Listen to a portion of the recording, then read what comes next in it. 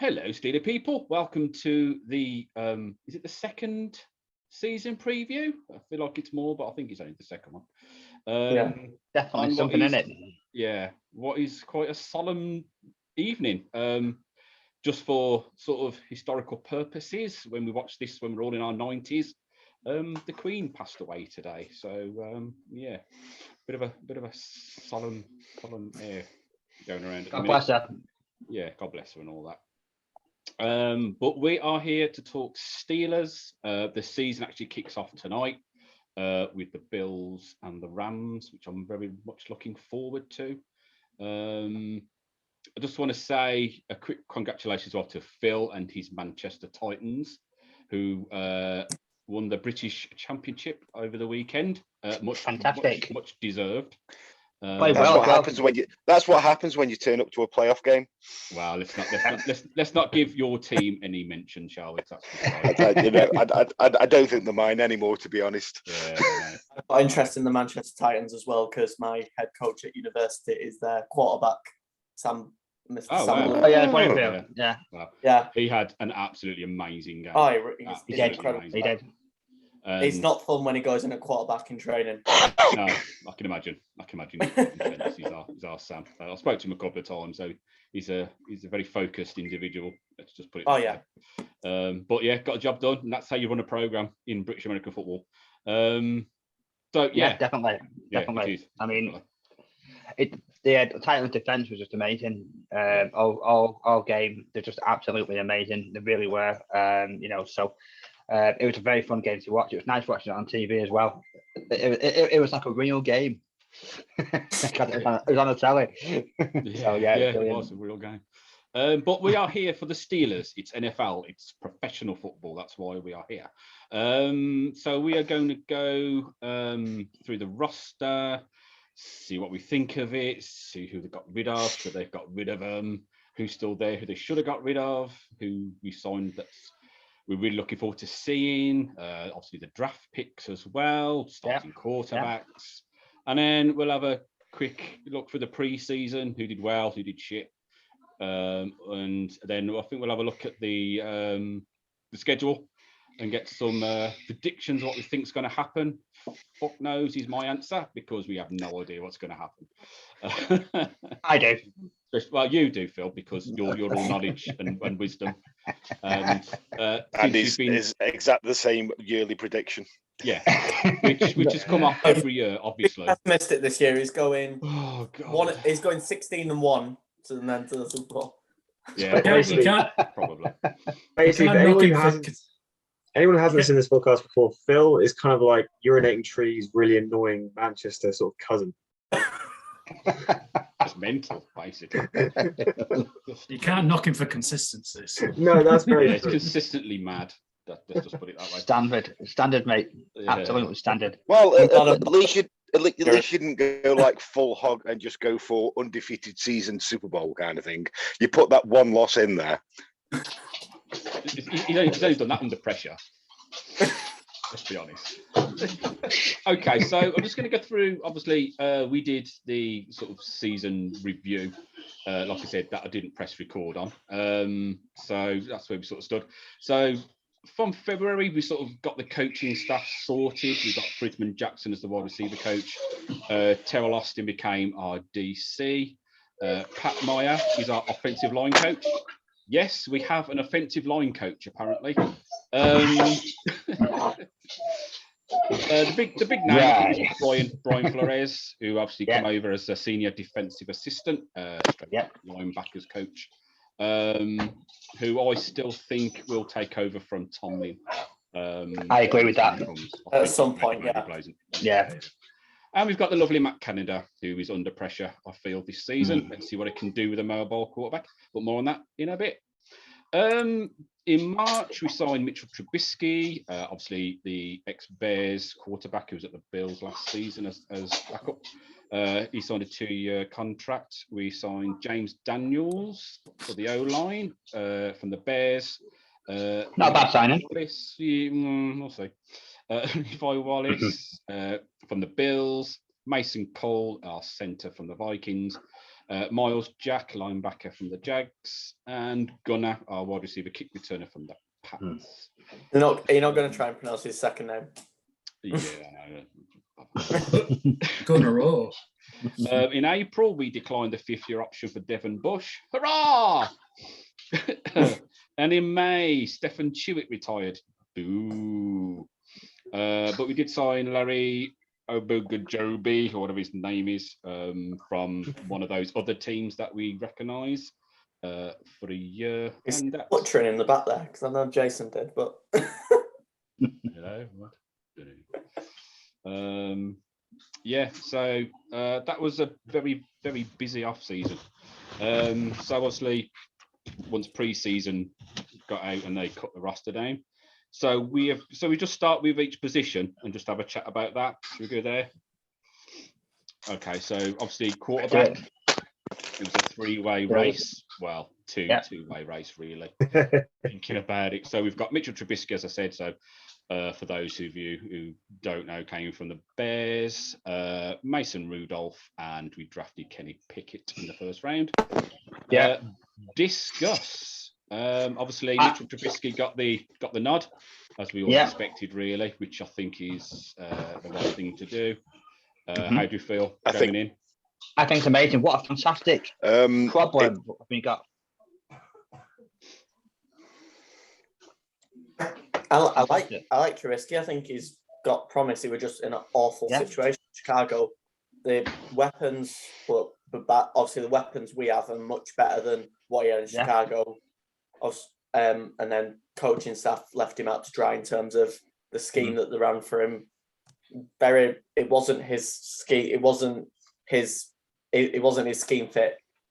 Because Matt Nagy came from the Andy Reid tree, but he obviously not as good a play caller as Andy Reid ever was or is. I just feel that they just left him out to dry in Chicago and they didn't build around him at all. Also, we're not much better in terms of the protection, but at least we've got better weapons. Yeah, I agree with that. I mean, the feedback from the Bills was that he was much improved anyway. I know we didn't see a lot of action, but the feedback was quarterback. I think it's going to be a bit of a boon for Canada as well, because Rothenberger was very much not keyed into Canada's style. No. I agree. So it's going to be nice to see what Trubisky can do in his non-Bears kind of setting, but also to see how him and Canada can work together now that we've got somebody who can run, which I still get surprised by. Yeah, definitely. I mean, when you actually look at it, this is the first pre-season that I've actually genuinely been really excited. I actually enjoyed watching the pre-season games. And you never enjoy watching a pre-season game, but actually, as Lee just said, then it was lovely just to see the quarterback actually running, with the, and moving, and it just seemed like there is a lot of holes, everywhere. There still is a few holes in that, which I know we'll probably discuss later on, but it just looked so reinvented, re-energized, compared to probably the last couple of years under Ben. No disrespect to Ben, because he's probably my favourite Steeler, but clearly a change was needed. And I think with these two quarterbacks, especially with Mitch as well, who I think deserves quarterback one, it's just fantastic. It was just great. There's confidence going forward, and I think that's what was needed, and that's what we've been missing a little bit, really. I reckon. I think you could see from just these 3 pre-season games alone that there was a lot of leniency with what Ben wanted. Yeah. And I think you're going to see that even more so throughout the season, how much influence he had over the whole way the playmaking was. And I'm not, Canada's offense just didn't mesh with the way Ben wanted. And I'm going to give Canada the benefit of the doubt with this. I don't think you could, a lot of those, you could still do the motions and the quick slants and this, that, and the other, but it wasn't the full thing at all. And actually, you're right there. What you just said there, Stephen, was spot on, because in the last podcast, the famous one that didn't get recorded, we actually said that. What about Canada? And we actually said give him another shot. because he had an old quarterback, didn't he? He couldn't really do what he wanted to do. And I think we've clearly seen that now, or certainly from the pre-season games that we've seen so far. So, yeah, definitely. I mean, if you saw the onslaught he got from like fans throughout last season, like people saying, "Oh, it's the same old movements, same this, that, and the other. It's not working." Just imagine being your hands tied behind your back by the capability of like what your quarterback can do. Yeah. Is a central pillar to the whole way that whole situation works. And the one thing we kind of do is you need a mobile quarterback for it to work. Yeah. And that one key piece, that alone, just kind of breaks everything up. It just doesn't. It becomes really fragmented and just doesn't really work cohesively at all. So I think you'll find as the season progresses, there'll be. It's going to be tough with this, like the amount of communication and motions and stuff. You saw that with one of the preseason games where I think it was Claypool like moving over to the side with Gunner at the same time, and they were like, it was called, there was a penalty after it for motion and stuff. There's going to be communication breakdowns and stuff like that because it's such a. You've got to be on it with like a kind of offense with the movement and everything. But I think it can only work. People are buying into it now. Whereas before, Ben was like, "Can I just do what I want? This is my last season, or what could be my last season." Farewell tour, isn't it? Yeah, he just wanted to do it his way. Can I just throw it? Ben knew what he could do, and which is fair enough. Yeah. And last year, I still questioned Najee with Ben's inability to run. It was either the quick pass or it was give it to Najee. It affects everything down the line, doesn't it? It's a domino effect. So it's Yeah, I still question in 2019 when Ben hurt his elbow, and I thought to myself, should he come back? And I know we had a good start in 2020, I don't know, but it was clear even when we were winning games that the limitations of Ben were obvious. He's a Hall of Fame quarterback, but the limitations are so there. And what I'm so happy for Mitch is the fact that he's got a second lease. He's got the big C on his chest, which is like the fact that he's got the backing of so many veterans among the team and the coaches. What I want out of him is for him to have that big chip on his shoulder, to be like, you know what? I don't care that we've got a first round pick coming in. I don't care that people are calling me the Tommy Maddox of the decade or whatever you want to call it. Like, just the placeholder guy. He's actually there to fight for a starting job. So people saying that Pickett should be there week one. I don't know. I think Mitch has earned the right to show that everything he has. He was taken with a second pick in the draft too. And I think Matt Nagy and the system at Chicago massively let him down. So it's I agree with that. Yeah, definitely. I'm so happy for him. On the other end, like Trubisky has in the number one spot. Definitely. On the other end of the scale, there's no way in hell we should be putting Pickett behind the O-line, which we'll go into later. Yeah. But like drafting that like round one quarterback and then putting him behind that O-line is just dumb. You need a guy with a bit more experience and a little bit more football knowledge in the NFL to just be able to run for his life. They've put Trubisky to run behind that line. So, and we all know the Steelers, that they're not going to rush him at all. I mean, no. I'd say put him in garbage time, but when do Steelers ever get any garbage time? So, you're probably not going to see him, and that suits me fine. Absolutely suits me. Absolutely. The thing is, we have the luxury of not having to use him because we've got Mitch. We're not like the Jags, we're not like the Jets, and we're not like the Bengals who had to use those. And they just fed the beast, and the beast for most of those was in fact. And how did that turn out? Yeah, you could say Joe Burrow, he went to the Super Bowl in his second season, but even he would say he wouldn't want to, tear his ACL for them to do that. No. Yeah, but look what happened in the first season. So for every Mahomes, you get a Sam Darnold, and with that O-line we've got at the moment, which obviously we'll touch upon, you're just asking for trouble with Pickett. Yeah. Even from a confidence standpoint from the off, he looks like a confident young man. But what I've liked about Trubisky is willing to learn as well. Yeah. Well, I mean, this is what you do in your first year, and you hope Trubisky will take him under his wing a little bit as well. So yeah, it wouldn't surprise me actually though if Mitch does have like a bit of a bad run, like a bad game. I genuinely don't think that Mike would actually hesitate in putting him in. Because first name terms now. Of course, for first name, you know what I mean. We're all good, but I just think it's we got him because he was already quarterback ready. He was already, he's quite old for a rookie in some respects. So he is game ready, and I think he proved that. He was very confident, when he came, when he played. Granted, I appreciate it was pre-season, but he didn't like. There was no nerves about him, was there? No. And in fact, he actually nailed most of his throws. But when you only have to look at his stats, he was pretty much goal level.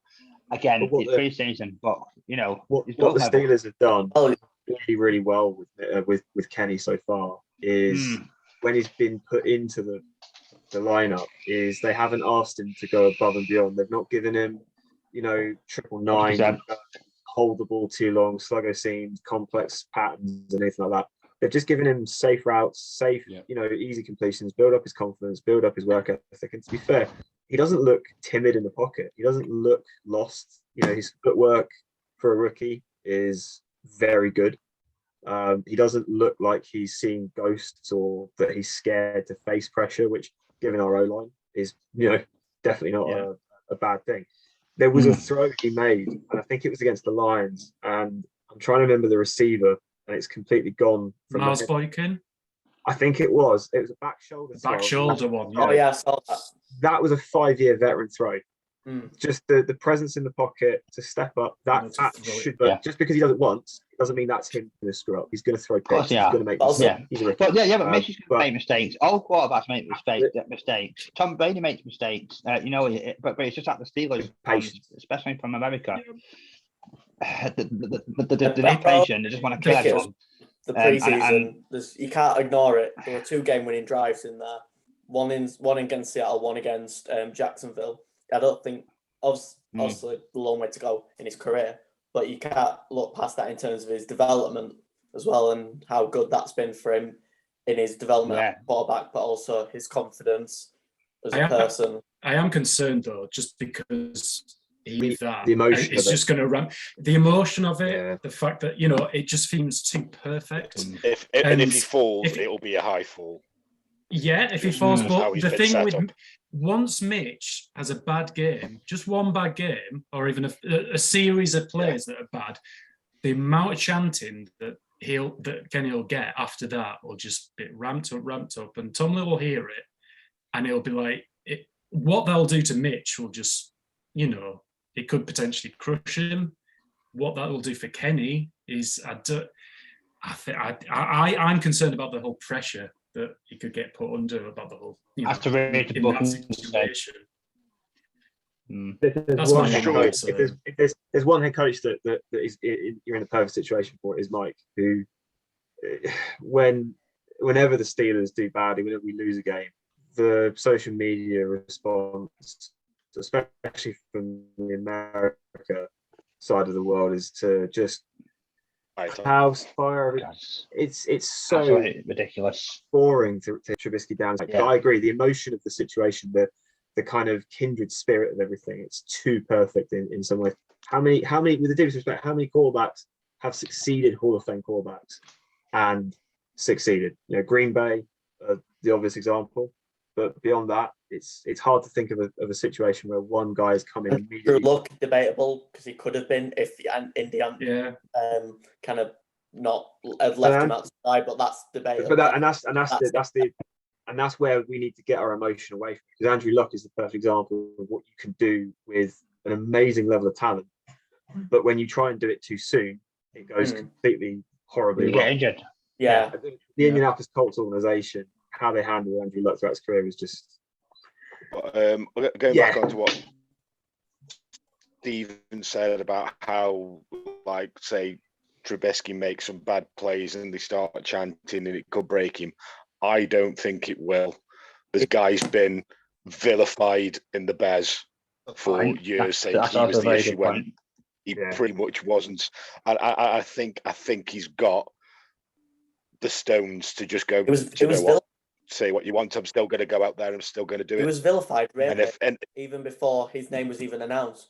Because when Chicago gave up a massive haul to trade up for him, he was vilified in that moment. Not just from when he first put on a helmet, it's from the moment his name were even called even before that. Yeah, so I reckon he's got the stones to face any kind of fan backlash or even like announce a backlash or pundit backlash at the game. I think he just, if he does get benched for Pickett, then he'll be there for a backup. I just don't think when that happens that there should be a swift. He needs to go through that, because you've got to think that this is the start, the first season of his new team. So it's, you've got to give him time to get into the whole offense. And I don't think it's just that weight of popularity for Pickett. I don't know whether Tomlin would want to quell that in some way if it's going to be, shorter than what other rookie quarterbacks would go in at, it's just one of those things to look at. I think Tomlin's a very unemotional man, though. I think he's the sort of person that, who gives me the best chance on Sunday to win, Trubisky or Pickett? And regardless of who the emotional attachment is with, I mean, we've let guys go in the past because they, even though emotionally they were popular, or because, who gives me the best chance to win? And, if Trubisky's the guy, then he's the guy. Who are we to question what Canada and Tomlin think in that respect? We don't see other practices that goes on tonight. No, exactly. And the fact that the team have said this guy is our offensive captain, that tells you that this isn't just a placeholder. This is someone who we, as an organization, genuinely think do some damage. Deontay Johnson interview when they announced him, and they were like, "Well, he's always been QB1. We knew you guys clearly weren't told." So he was always the idea of he was going to be number one. Yeah, I think it was a given pretty much from when training camp started that Trubisky would be one, and then that contract really. Yeah. I love how it was battle between who'd be QB2, Pickett, or if Rudolph had a good camp. I was literally about to say, I love how we've spent 10-15 minutes chatting QB. Mason Rudolph's name hasn't come up once yet. You know what though? It's because he's okay. Go for it, Phil. Everyone. Steelers, our Steeler Nation, I should say, are treating like shit. Yes, they have. I feel very sorry for him actually, and you know what? He's actually not a bad quarterback. It's just that end of the day, it came in Ben's scheme when he played when Ben went down. So it's Ben and Duck, the Duck and Rudolph, and actually we did all right considering between both of them, and he stepped in here and there, and we've actually not done that bad. It's just that he can't skate in the pocket very well, and he's not confident. But actually, he's not had a bad towards the end. And if he's been any sort of player who's been the biggest professional, it's been him. In all fairness, because he's obviously known he's got his back against the wall and everything like that. There's no way he's going to win, quarterback one and over two, and he just went out to play. Yeah, I've got a lot of respect for him. He sort of knows. He knows he's in the shop window as well, so he's got to sort of conduct himself, well, as he throw his toys at the pram or anything, because it's not a good look. So. He's 1 year away from being Landry Jones Mark II. Exactly. He's kept in there because he, as it was always said, he knows the system now. Yeah. Exactly.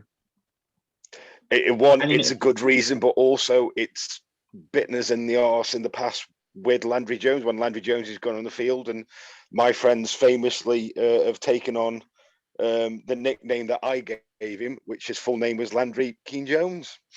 Every time he came on the field, I was like, "Oh Jesus, it's Landry Keen Jones." I mean, there's an old saying, isn't there? I mean, it's the 2017 Eagles proved it, which is that you are only as good as your backup quarterback. because if you put all your eggs in one basket, it can all go horribly wrong. It's the first year for a long time where we've actually had two quarterbacks that both can do things and excite you. So that's no bad thing. And as professional as Mason has been, he's not that guy. Right. Yeah, absolutely. I don't think that guy, but as a character, I think he's been a proper man in that respect. He's proper, you know, and that's what I'm referring to. I know he's not like the right guy. I know he doesn't necessarily fit